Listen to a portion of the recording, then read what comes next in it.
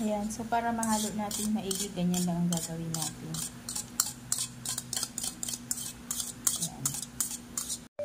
Ayan, so ito yung ating gagawin ngayon. Gagawa tayo ng dressing, salad dressing.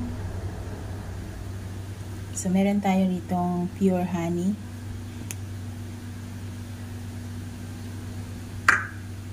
So ang gagawin natin ay 1/4 cup na honey.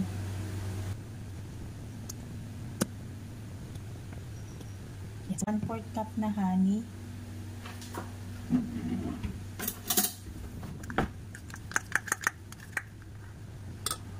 Ito naman yung ating balsamic vinegar, 1/4 cup. Yan.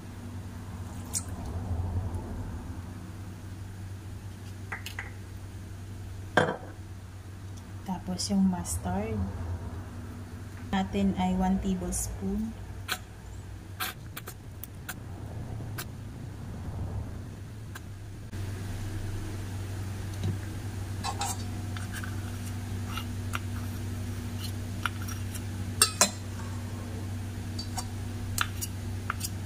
Tapos lalagyan natin ng sugar.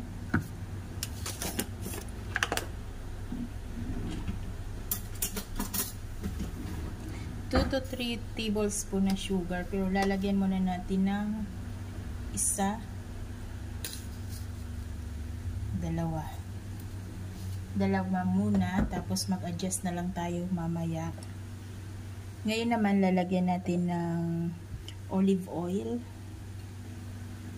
Yan, so 1 cup na olive oil. So ito ay 1/2, so dalawang ganito. 1 cup, so dalawa.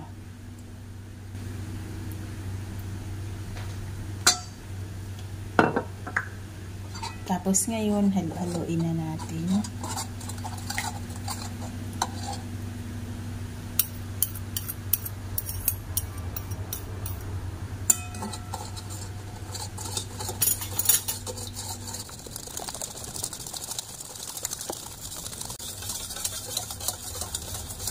Ayan, so nahalo na natin siya. Ngayon, lagyan natin ng paminta.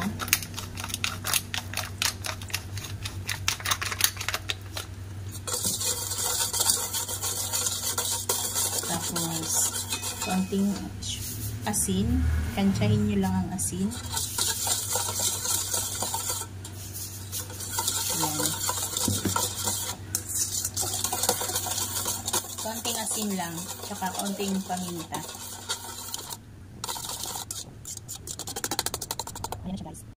Ayan, so ngayon naman ay gagawa tayo ng minatamis na walnuts. So meron tayo ditong walnuts. Ayan. So gagawin natin ay mamatamisin natin siya. So maglalagay lang tayo dito ng butter. Ayan. I-melt natin yung butter. Tapos meron tayo ditong sugar.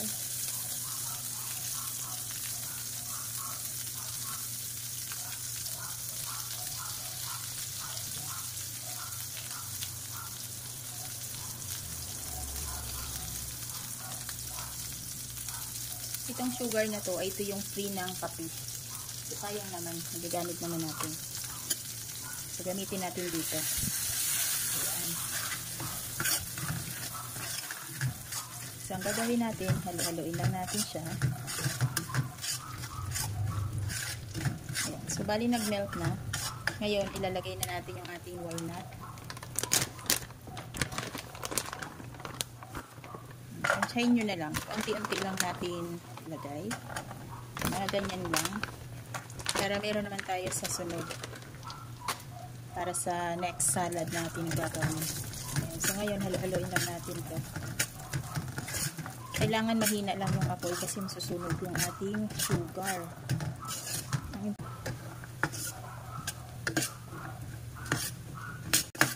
So pwede na natin siyang isalin.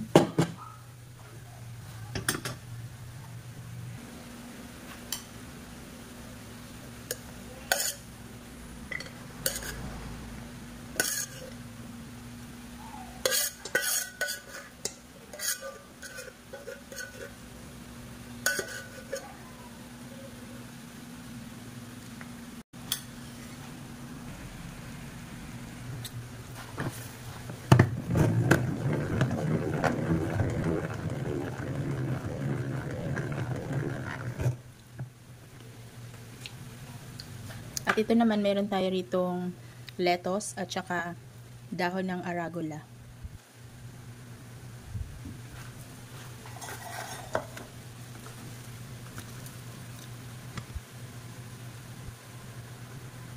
So yan, tanggalin natin itong medyo bulok, yung dulo.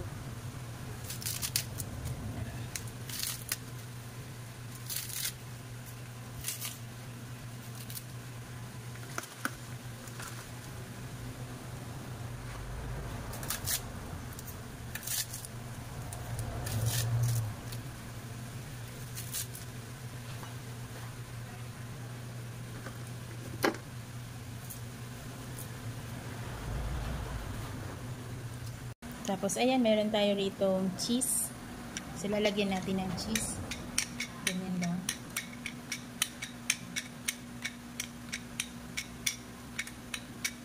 Gamit ko pala yung peeler.